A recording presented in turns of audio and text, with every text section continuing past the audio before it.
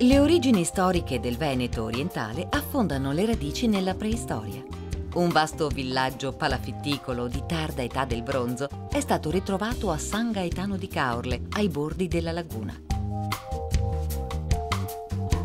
Già in epoca romana, il porto di Caorle offriva riparo alle navi che trasportavano merci e derrate alimentari per le colonie e città che una dopo l'altra sorgevano nella regione e lungo le grandi strade.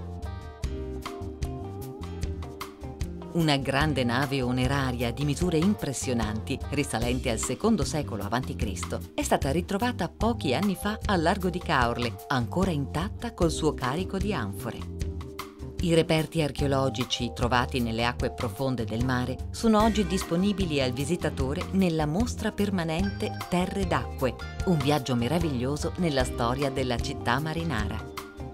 Attraverso un percorso guidato si può conoscere l'evoluzione del territorio dal periodo paleocristiano fino all'età moderna.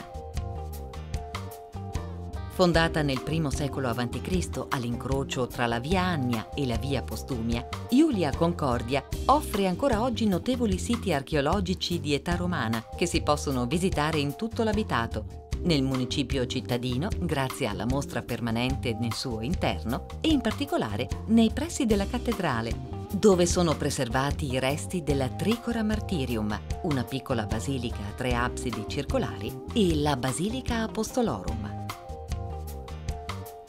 I più importanti reperti rinvenuti a Concordia nel secolo scorso sono oggi conservati nel Museo Nazionale Concordiese a Portogruaro. Si possono ammirare 3 pavimenti in mosaico, la statua presumibilmente di una nobildonna, fregi marmorei e numerosi sarcofagi provenienti dal vasto sepolcreto di Iulia Concordia. Proseguendo nella sala superiore si trovano invece statuette in bronzo di epoca romana, vetri, gemme, ornamenti in ambra, lucerne e altri oggetti di uso quotidiano. Uscendo dal museo e passeggiando per Portogruaro si scoprono i meravigliosi palazzi di età tardo medievale e rinascimentale, i portici affrescati, il prezioso palazzo municipale.